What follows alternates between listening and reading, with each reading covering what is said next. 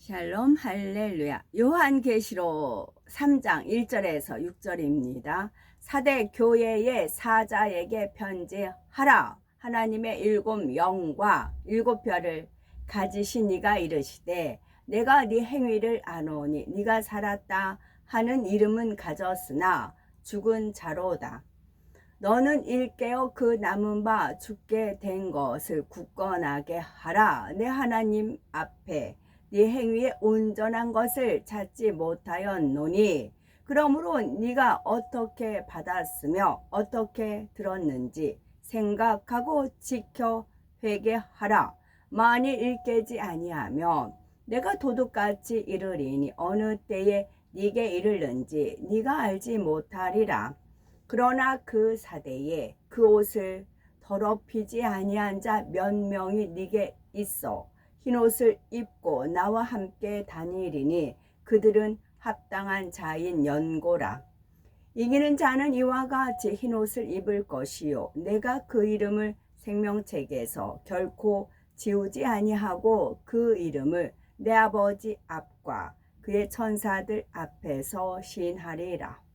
귀 있는 자는 성령이 교회들에게 하시는 말씀을 들을지어다. 아멘. 요한계시록 강의 24번째 사대교회 4번째입니다.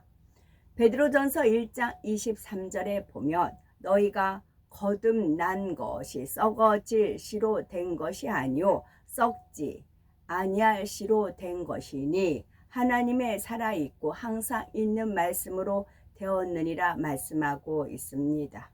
그렇다면 우리는 썩지 아니할 씨, 즉 하나님의 살아있고 항상 있는 말씀을 받으셨는지요? 우리는 대부분 하나님의 말씀인 물과 성령으로 거듭났을 것입니다. 중요한 것은 단지 썩지 아니할 씨, 즉 하나님의 말씀을 받았다고만 해서 그것으로 끝난 것이 아니라는 사실입니다. 그 씨가 싹을 내지 못하고 열매를 맺지 못하면 씨를 받았다 해도 결국 소용이 없기 때문입니다. 마음에 심겨진 말씀의 씨앗을 정성으로 가꾸어서 풍성한 열매를 맺어 나가는 사람이 정령 거듭난 사람인 것이며 살았다 할 수가 있는 것입니다. 따라서 하나님의 말씀을 듣고 머리로만 알아서 지식적으로 잘 간직해 놓기만 하는 것은 참 믿음이라 말할 수가 없습니다. 들은 말씀을 붙잡고 불같이 기도하며 말씀대로 행해 나갈 때 마음에 심어진 말씀의 씨가 싹을 내고 자라서 30배, 60배, 100배의 놀라운 열매로 맺혀갈 수가 있는 것입니다. 만약 그동안 들은 말씀은 많지만 마음에 영으로 일군 열매를 맺지 못했다면 이제라도 정령이 깨닫고 돌이켜서 보고 듣고 배우고 가르침 받은 말씀대로 지켜 행해 나가야 됩니다. 그래서 우리에게 도적같이 임하시는 주님이 아니라 사모하는 신랑으로서 오시는 주님을 깨어서 맞이하는 우리가 되셔야 되겠지요.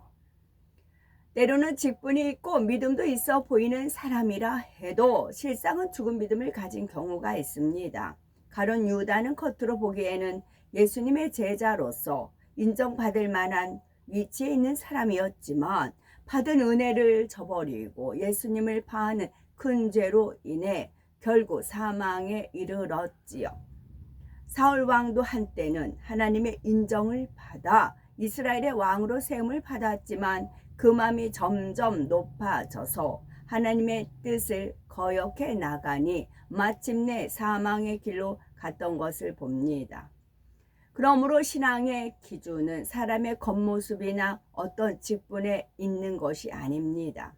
오직 하나님의 말씀만이 기준입니다. 직분자요 머리된 사람이라 해도 또한 목사님이라 해도 하나님의 말씀에 위배되게 가르치거나 행한다면 결코 거기에 귀를 기울여서는 안 됩니다.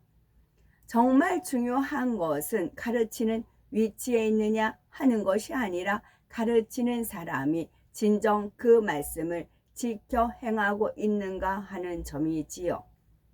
마태복음 23장 1절에서 3절에 보면 가르치기는 하나 스스로는 행치 않는 사람들에 대해 이에 예수께서 무리와 제자들에게 말씀하여 가라사대 서기관들과 바리새인들이 모세의 자리에 앉았으니 그러므로 무엇이든지 저희의 말하는 바는 행하고 지키되 너희의 하는 행위는 저희의 하는 행위는 본받지 말라.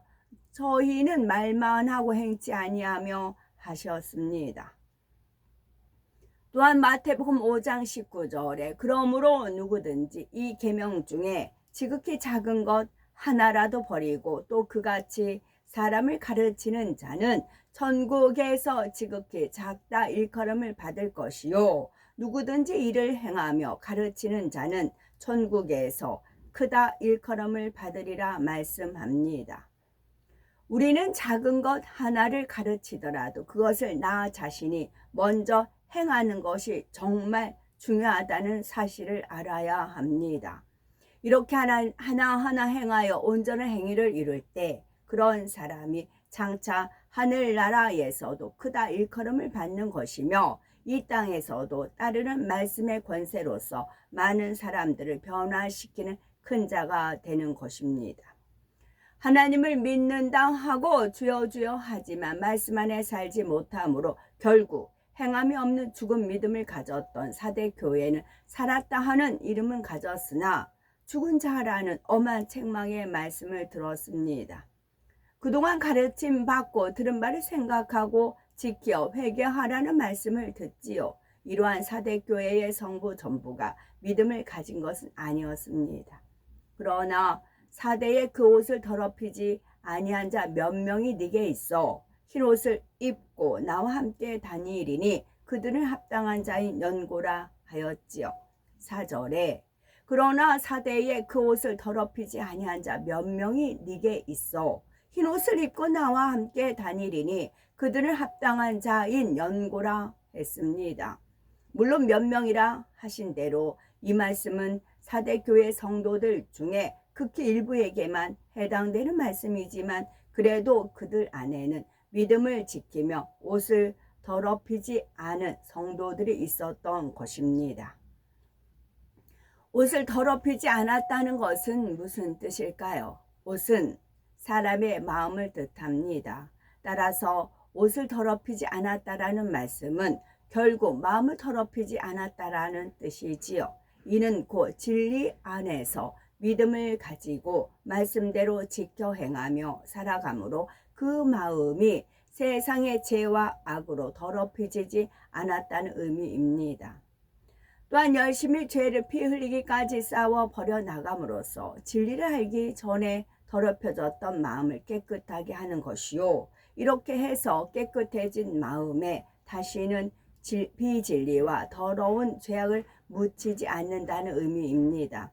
그래도 어찌하든 깨어 기도하며 참된 신앙을 지키려는 사람들에게 해당하는 말씀이지요.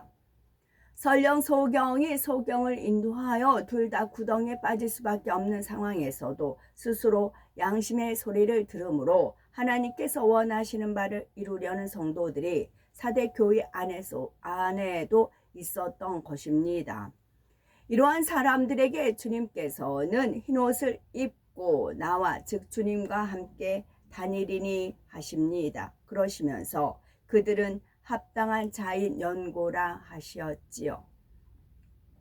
사대 교회에 있는 몇 명의 성도가 이처럼 옷을 더럽히지 않았다라는 말씀과 합당한 자라는 말씀을 들었다고 해서 이것이 온전한 성결에 이르렀다는 뜻은 아닙니다. 사대 교회의 전체적인 신앙을 볼 때 그래도 그런 환경 가운데에서 참된 신앙생활을 하기 위해 기도하며 노력했던 것이 주님의 마음에 합당했다는 뜻입니다.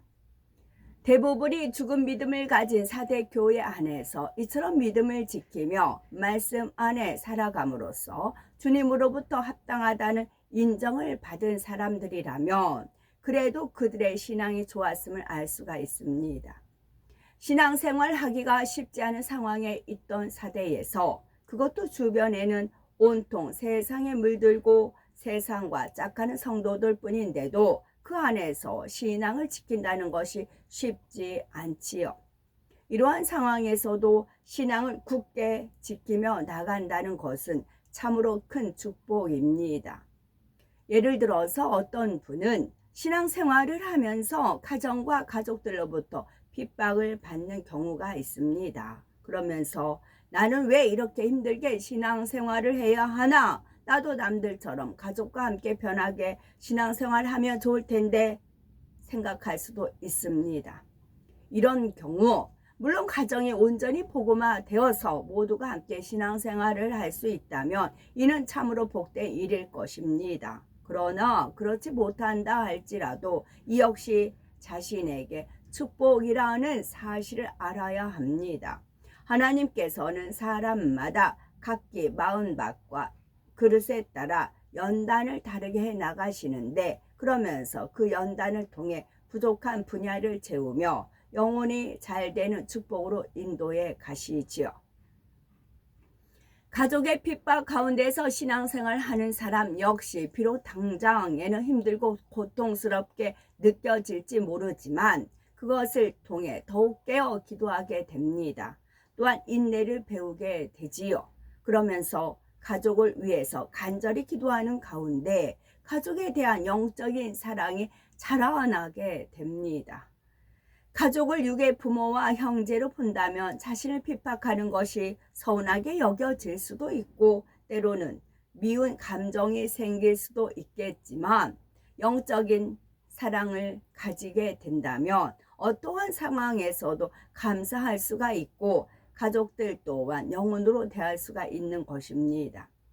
동시에 주의 이름으로 받는 핍박이므로 하늘나라의 상급으로 쌓이게 되며 어려운 환경 가운데서도 믿음을 지키며 신앙생활 했기에 더 강한 믿음의 뿌리를 내릴 수도 있지요.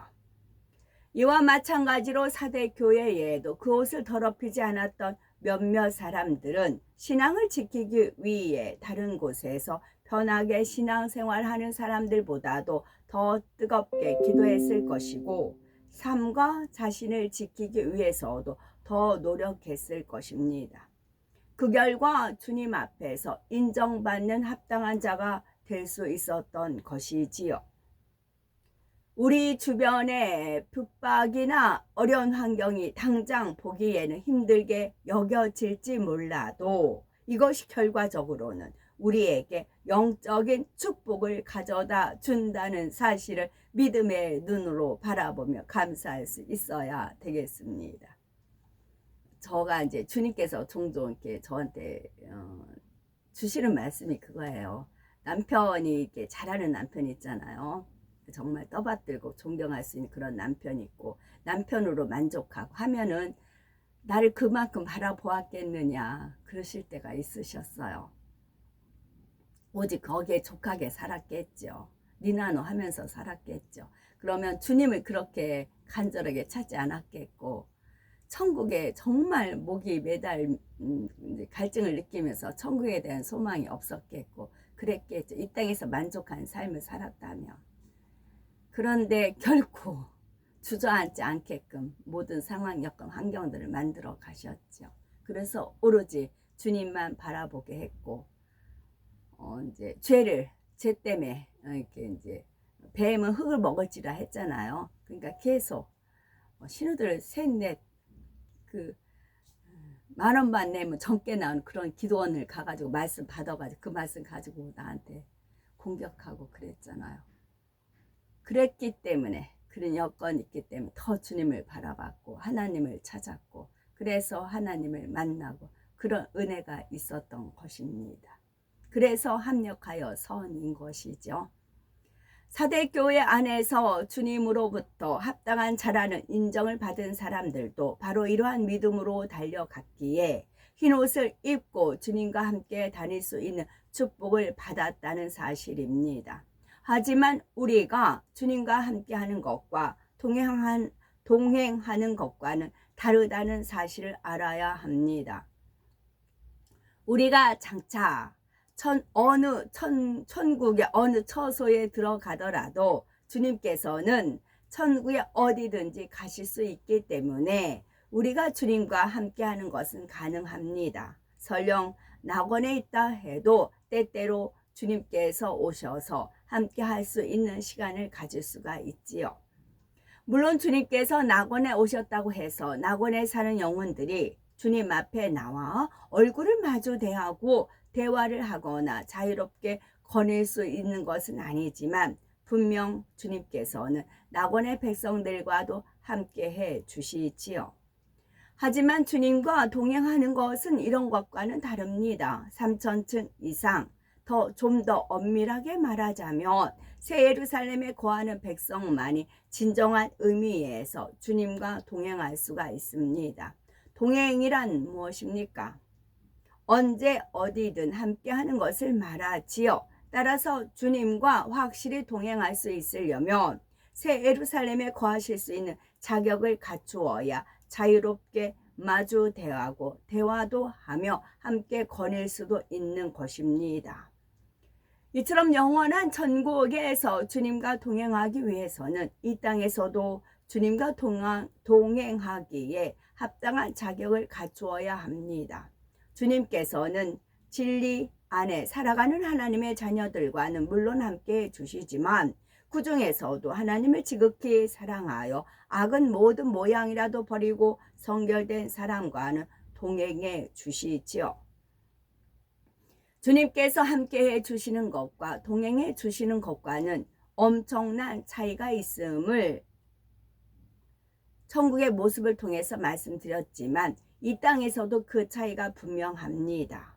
주님께서 동행해 주신다면 그에 따르는 보장과 권세 그리고 능력 등이 확실한 증거로 나타나지요. 우리 모두도 주님과의 동행함을 사모하셔서 그에 합당한 자격을 갖추어 나오셔야 되겠습니다. 계시록 3장 5절에 이기는 자는 이와 같이 흰옷을 입을 것이요 내가 그 이름을 생명책에서 반드시 흐리지 아니하고 그 이름을 내 아버지 앞과 그 천사들 앞에서 시인하리라. 반드시 생명책에서 내가 그 이름을 흐리리라 하는 것도 있어요. 반드시 내가 흐리리라. 그렇게 결단하시는 부분도 있습니다. 5절에 여기서 이긴다라는 것은 믿음을 지키고 진리 안에 살아가는 것을 말합니다. 그리고 이러한 사람은 흰옷을 입는다 했는데 여기서 흰옷이란 구원받은 사람이 입는 옷이지요. 설령 주님의 공중 강림 때 휴거되지 못하고 7년 대환란 중에 남았다가 순교하여 부끄러운 구원을 받은 사람이라 해도 그에게는 이 흰옷이 주어지게 됩니다. 여기서 말씀하는 흰옷은 구원받은 사람이라면 모두가 입는 옷으로서 곧 구원의 표를 말하지요. 4절에서도 흰옷이 나옵니다. 거기서 말하는 흰옷은 단순히 구원의 표를 뜻하는 것이 아니죠. 우리가 천국에 가면 모두에게 흰옷이 주어지지만 얼마만큼 성결되었느냐에 따라서 주어지는 흰옷의 빛깔이 다 다릅니다.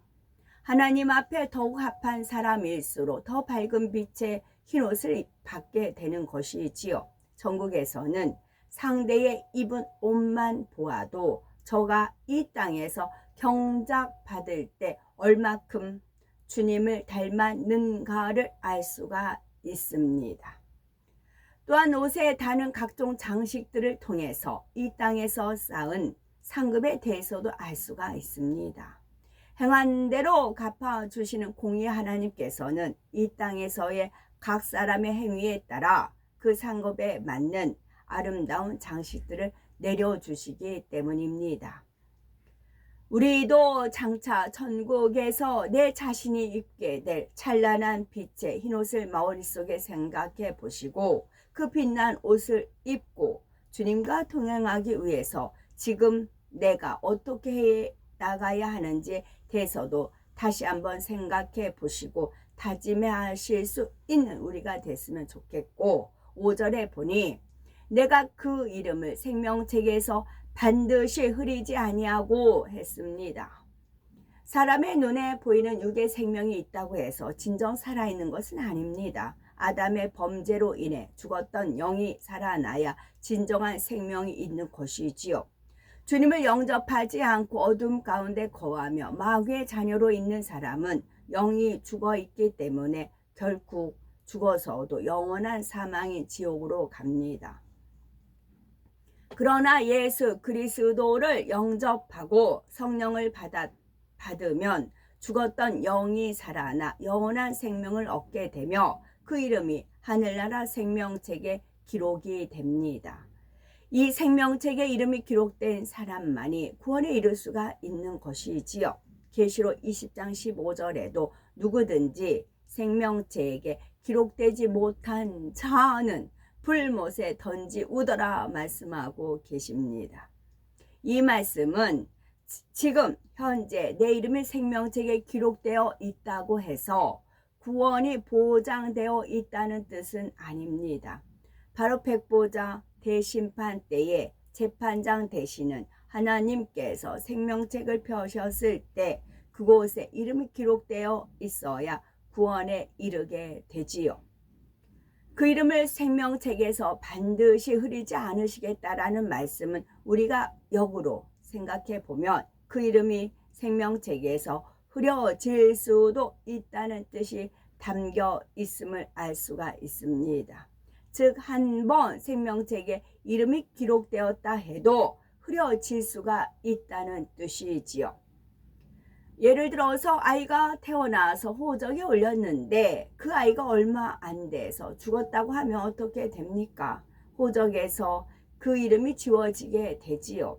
생명책에 기록된 이름도 마찬가지입니다. 오늘날 신앙생활을 하는 많은 사람들이 일단은 자신의 이름이 생명책에만 기록되고 나면 그 후에는 아무렇게나 살면서 죄를 지어도 교회만 왔다 갔다 하면 천국에 가는 것으로 생각하는데 결코 그렇지 않다는 사실을 알아야 합니다.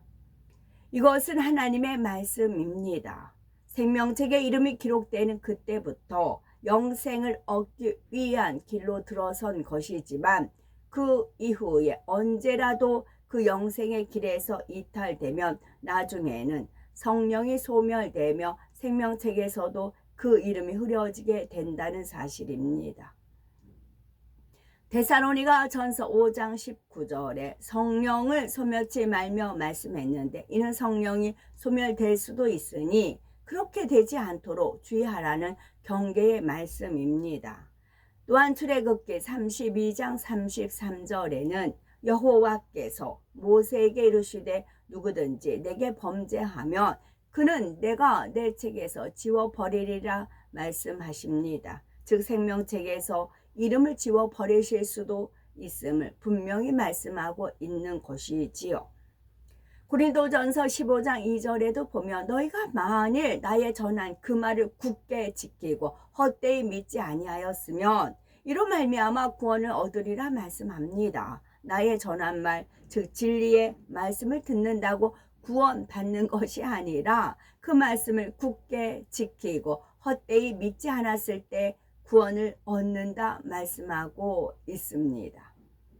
그러면은 헛되이 믿었다는 것은 무엇입니까? 바로 육적인 믿음이요 진리의 행함이 없는 죽은 믿음을 말합니다.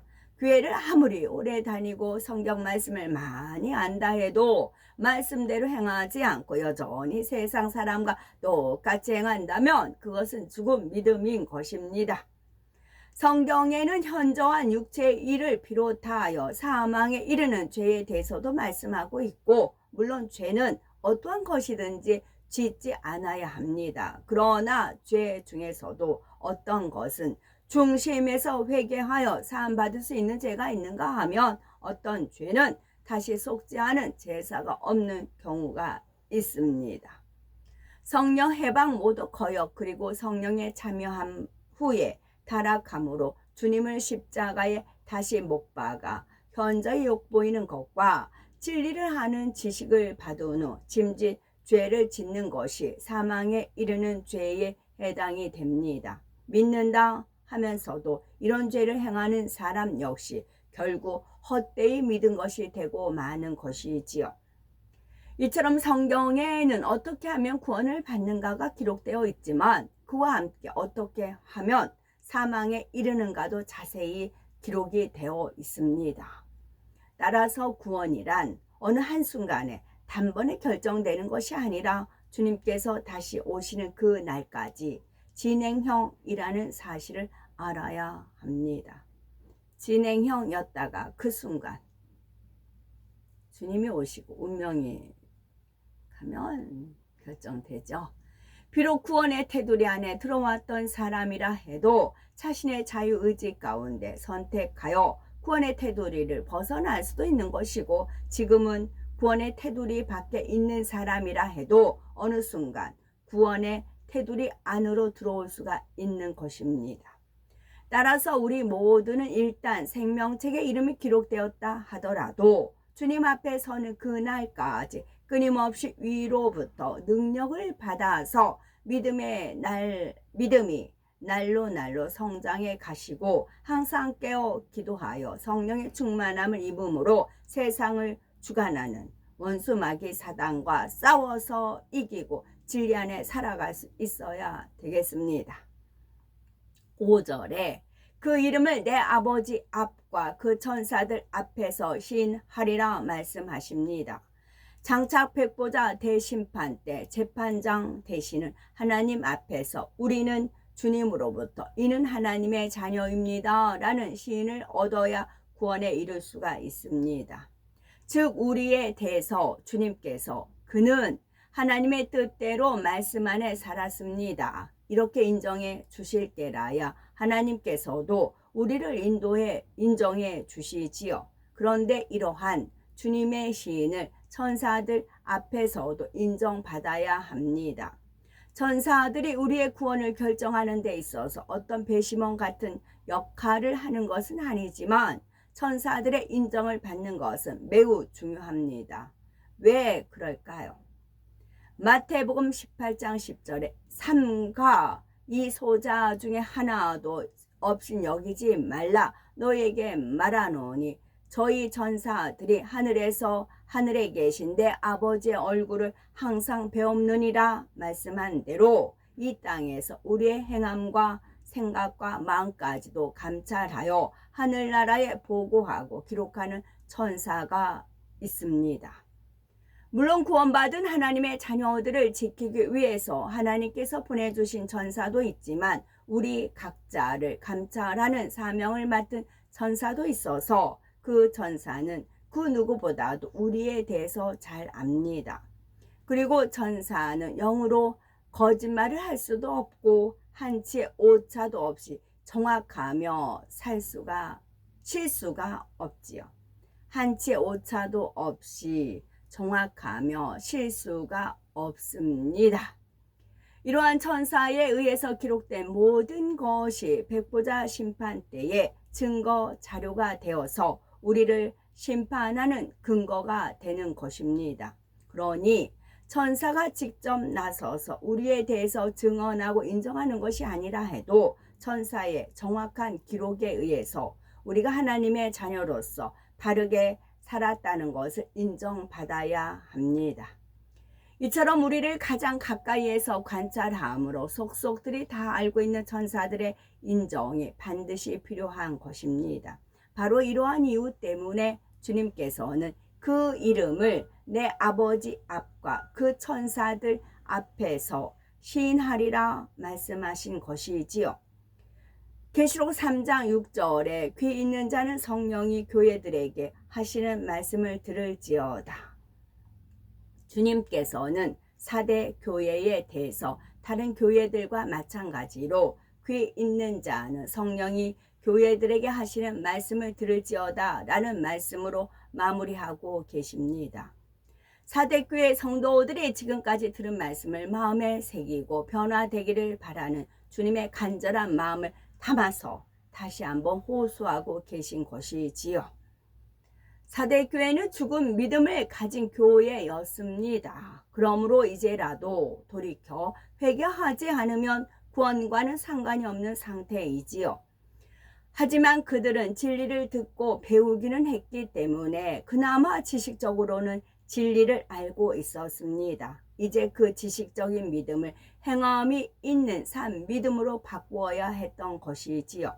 지금은 비록 구원받을 믿음을 가진 성도라 해도 주님 오시는 그날까지 변함없이 이겨야 합니다. 그런 사람에게만이 구원의 징표인 흰옷이 주어지며 이 땅에서 행하고 일한 대로 천국에서 영광과 상급을 받을 수 있는 것이지요. 오늘날 너무나 많은 교회들이 이러한 진리를 깨우치지 못한 채 영적인 잠에서 깨어나지 못하여 죽은 믿음을 가지고 있다는 사실입니다. 그럼에도 진리로 바르게 깨우쳐주는 목자가 없으니 구원받을 믿음을 찾아보기가 힘들고 소경의 인도를 따라가는 소경과 같은 처지가 되지요.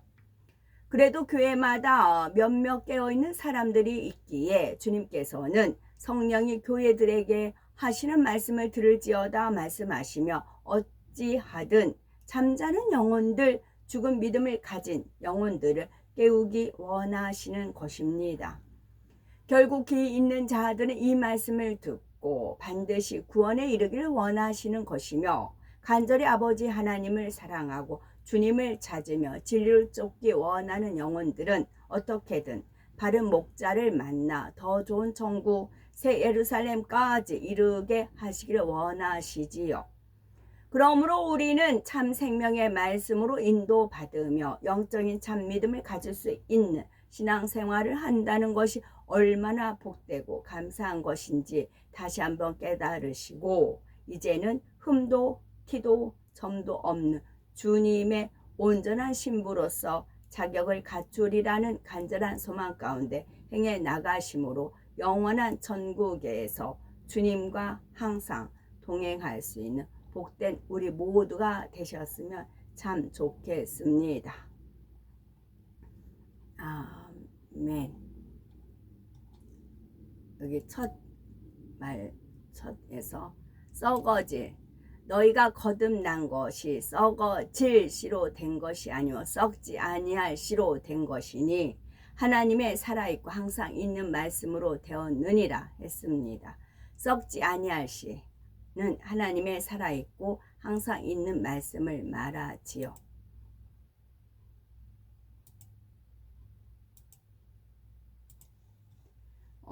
헤브라님이랑 같이 이렇게 이제 저 고양이 밥 주고 헤브라님은 어떤 드라마에 몰두하고 계셨어요.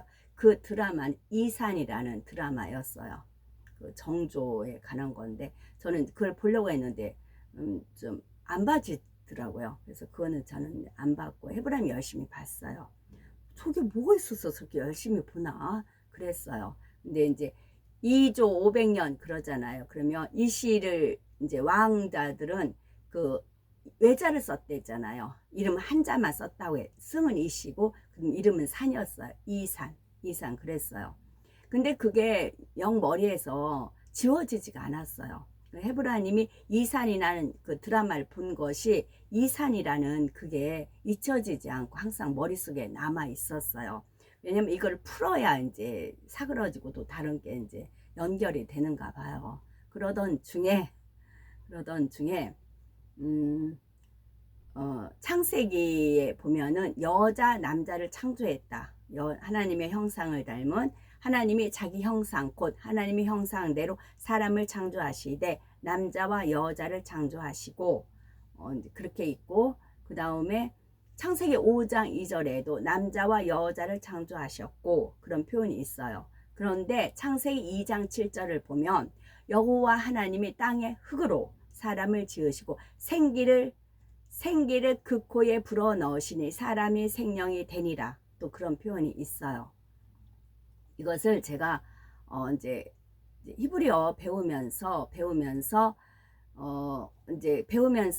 다른 유튜브를 이렇게 듣다가 이게 히브리어에는 남자와 여자를 그 이름을 부르는 게 다 틀리대요. 그러면서 그 어떤 분이 히브리어 그거를 강의를 하면서 창세기 1장과 5장에 나오는 남자는 자카르로 표현을 했고 여자는 네케바로 표현을 했대요.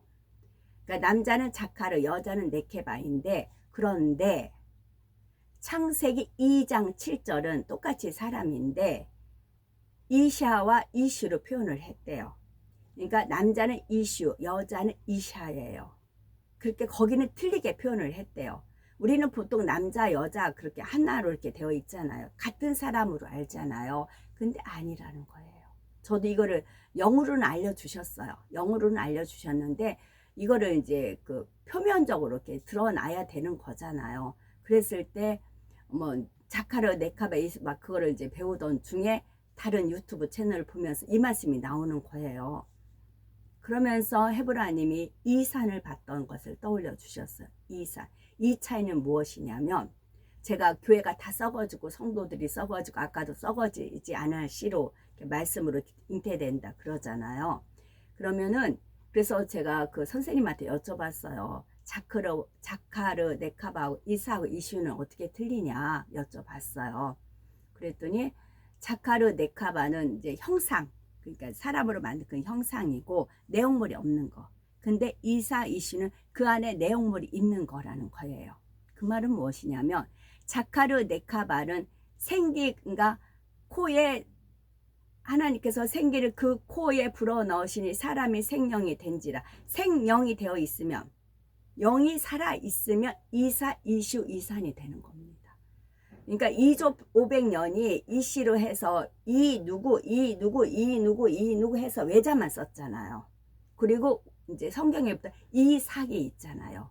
이삭 하면 또 새싹, 이삭 뭐 이렇게 이삭 갖다 심으면 또 곡식이 나는, 살아있는 것, 살아있는 이삭을 심어야 싹이 나는 거잖아요. 죽은 이삭은 뭐가 안 나는 거잖아요. 이삭이. 그래서 이삭에도 분명 곡식 이삭, 뭐 이삭 줍기 그러잖아요. 이게 뭔가가 있겠다 싶었었어요. 그랬더니 이게 한 줄기, 지금 한 줄기 지금 고작 한 줄기 지금 이제 깨우침 주신 겁니다. 이것을 아버지 하나님께서 이런 걸 좀 알려주고 싶은데, 그래 제가 뭘 좀 놔놓고 기억자를 좀 알아야 뭐 이렇게 알려주실 거 아니에요. 그래서 이게 그렇게 됐더라고요. 의아하고 의문 품었던 것들이 저는 이제 살아났고, 요즘 제가 교회들이 썩어지고 성도 썩어지고 막 그렇게 표현을 하잖아요. 그게 제가 이렇게 과장되고 뭐 부풀려서 뭐 거짓말 뻥튀기 하고 그게 아니라고요. 그게 아니고 말씀대로이기 때문에 그래요. 말씀되기 때문에 우리가 왕 같은 제사장 그러잖아요. 왕 2조 500년 그렇게 되잖아요. 또 500원에 그 학그림이 되어 있고 이제 5천년 역사 뭐 그런 게 있잖아요. 그래서 우리는 내 영이 살아 있어야 된다고요. 생영이 되어야 된다고요. 영이 살아 있어야 그 살아있는 영이 천국에 가는 거지 죽으면 안 된다고요. 아멘.